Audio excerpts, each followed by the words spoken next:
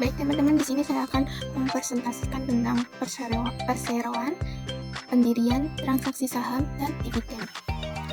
Langsung saja.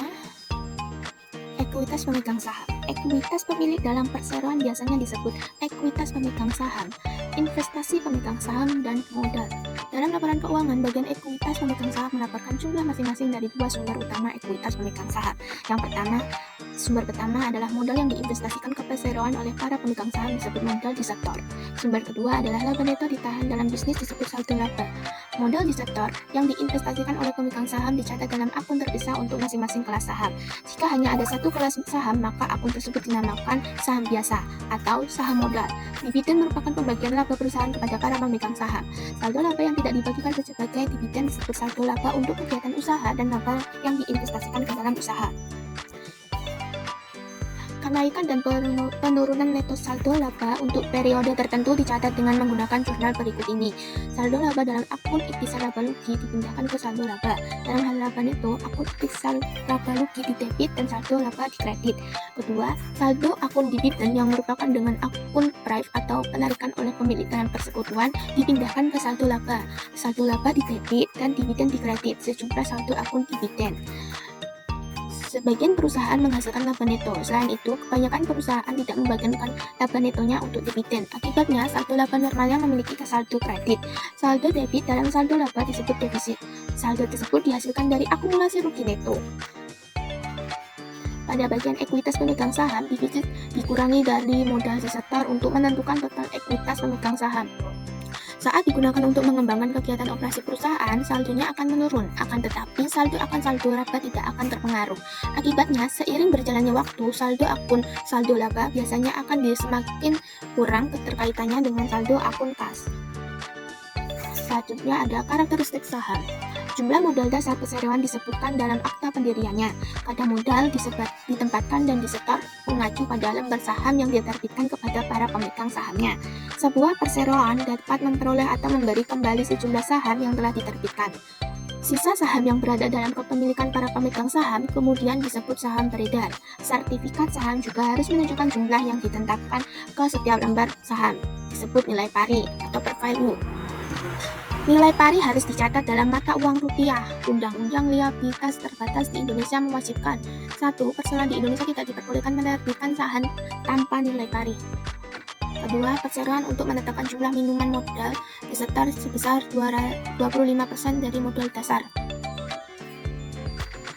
Hak utama yang mengikuti kepemilikan setiap lembar saham adalah sebagai berikut. Yang pertama, hak untuk memberikan suatu dalam hal-hal yang mencakup perseroan. 2. Hak untuk mendapat bagian dari laba. Ketiga, hak untuk mendapatkan bagian dari aset dalam likuiditas. Seperti yang akan kita bahas selanjutnya, hak saham ini biasanya bervariasi berdasarkan kelas sahamnya. Selanjutnya ada jenis saham. Saham preferen kumulatif memiliki hak untuk menerima dividen secara teratur yang tidak dibayarkan atau dibagi pada tahun-tahun terdahulu. Saham preferen non-kumulatif tidak memiliki hak ini. Dividen saham preferen kumulatif yang tidak dibayarkan di tahun-tahun sebelumnya akan menjadi tunggakan. Tunggakan dividen saham preferen harus dibayarkan sebelum dividen saham biasa dibayarkan. Selain itu, tunggakan dividen akan diungkapkan dalam catatan atas laporan keuangan. Klasifikasi saham menurut Undang-Undang Perseroan Terbatas. 1. Saham dengan hak suara atau tanpa hak suara. 2. Saham dengan hak khusus mencalonkan anggota Dewan Direksi atau anggota Dewan Komisaris. 3. Saham yang setelah jangka waktu tertentu tidak ditarik atau ditukar dengan klasifikasi saham lain. Saham preferen kumulatif. Saham yang memberi hak kepada pemegangnya untuk menerima dividen lebih dahulu dari pemegang saham klasifikasi lain. 5. Saham yang memberikan hak kepada pemegangnya untuk menerima terlebih dahulu dari pemegang saham klasifikasi lain atas pembagian sisa kekayaan perseroan dalam likuiditas. Pembayaran dividen adalah kewenangan dari direksi dalam perseroan. Saat tindakan tersebut diputuskan, maka direksi akan mengumumkan pembagian dividen. Saham preferen kumulatif memiliki hak untuk menerima dividen secara teratur yang tidak dibayarkan pada tahun-tahun terdahulu. Dividen saham preferen kumulatif yang tidak dibayarkan di tahun-tahun sebelumnya akan menjadi tunggakan. Selanjutnya ada penerbitan saham. Jika saham diterbitkan pada harga di atas nilai parinya, berarti saham telah dijual pada harga premium atau agio. Jika saham diterbitkan pada harga di bawah nilai parinya, berarti saham telah dijual pada harga diskon atau disagio. Perseroan yang menerbitkan saham harus menyimpan catatan mengenai pemegang saham untuk menerbitkan cek pembayaran dividen serta membagikan laporan keuangan dan laporan lainnya. Selanjutnya ada saham harga premium. Saat saham diterbitkan pada harga premium, akun kas didebit sebesar jumlah yang diterima. Saham biasa atau saham preferen kemudian dikredit sebesar nilai parinya. Jadi kalau akun kas itu didebit sebesar jumlah yang diterima, kalau saham preferen itu dikredit sebesar nilai parinya. Kelebihan jumlah yang dibayarkan di atas nilai pari merupakan bagian total investasi pemegang saham dalam perseroan. Kelebihan di atas nilai pari harus digolongkan sebagai bagian dari modal disetor. Akun bernama premi saham biasanya dikreditkan sebesar jumlah selisih tersebut. Saat saham diterbitkan dengan mempertukarkan aset selain kas seperti tanah, gedung, dan peralatan, maka aset yang diperoleh harus dicatat pada nilai pasar wajarnya.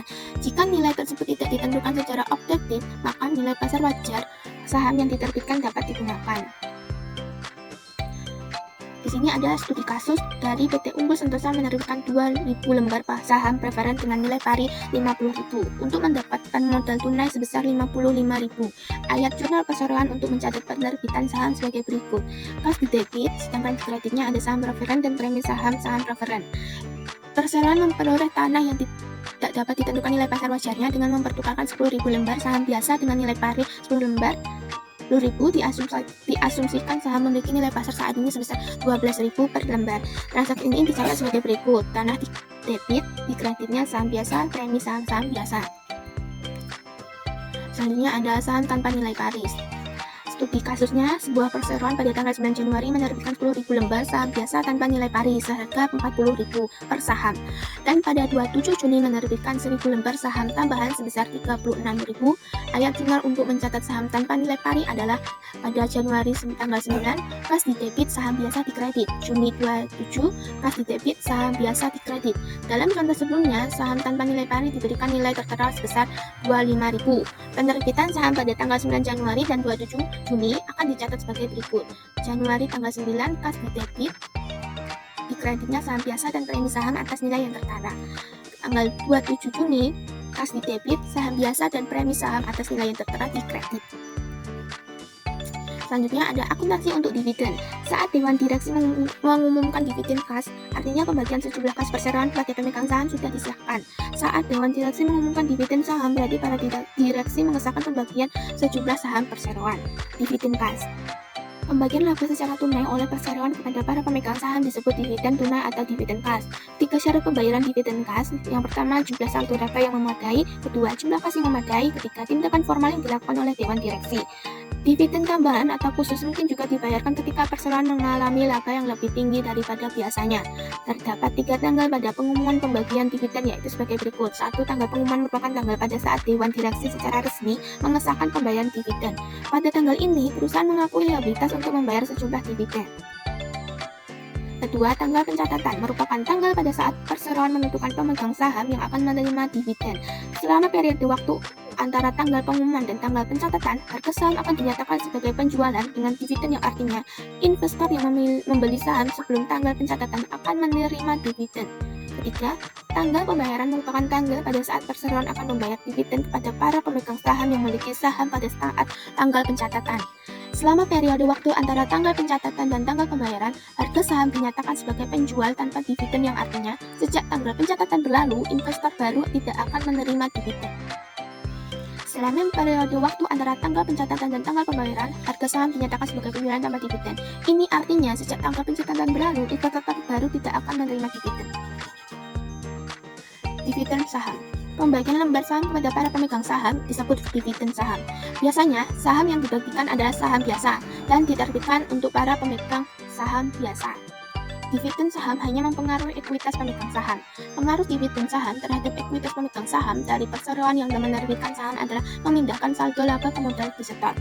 Studi kasus di dalam ini, PT Cakrawala mengumumkan dividen saham sebesar 5% atau 100 lembar, yaitu 2 juta lembar dikali 5%, untuk diterbitkan pada tanggal 31 Desember. Nilai pasar saham pada tanggal pengumuman adalah 31.000 per lembar. Ayat jurnal untuk mencatat pengumuman dividen sebagai berikut. Dividen saham didebit, dividen saham yang dibagikan, dan premi saham biasa dikredit.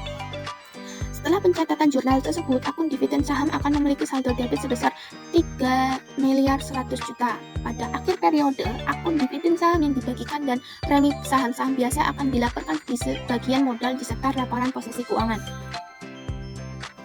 Pada tanggal 10 Januari, dividen saham dibagikan kepada para pemegang saham dengan menerbitkan 100 lembar saham biasa. Penerbitan saham tersebut dicatat dengan jumlah sebagai berikut. Dividen saham yang dibagikan di debit, saham biasa di kredit sebesar 2 miliar. Transaksi saham treasury. Saham treasury adalah saham yang telah diterbitkan oleh perusahaan dan kemudian dibeli kembali oleh perusahaan. Jadi saham treasury ini sudah diterbitkan lalu dia beli lagi. Sebuah perseroan dapat memberi saham miliknya untuk beberapa alasan, yaitu satu, untuk dijual kembali kepada karyawannya, kedua, untuk diterbitkan kembali sebagai bonus untuk karyawan, ketiga, untuk mendukung nilai pasar saham. Metode akuntansi yang biasa digunakan untuk pembelian dan penjualan kembali saham treasury adalah metode biaya. Saat saham dibeli oleh perseroan, modal disetor dikurangi dengan mendebit saham treasury yang sebesar biayanya, yaitu harga yang dibayar untuk mendapatkannya. Nilai nominal dan harga saat saham diterbitkan pertama kali diabaikan. Saat saham dijual kembali, saham treasury dikreditkan sebesar biayanya dan selisih antara biaya dan harga jual. Biasanya didebit atau dikreditkan ke premi saham treasury. Di Indonesia, perseroan dapat mengakuisisi kembali saham yang telah diterbitkan dengan persyaratan sebagai berikut. 1. Keputusan untuk mengakuisisi saham disetujui oleh rapat umum pemegang saham. 2. Mengakuisisikan kembali saham bukan merupakan hasil aset neto perseroan dikurangi dengan jumlah ekuitas yang dimiliki lalu ditambahkan cadangan yang disisihkan.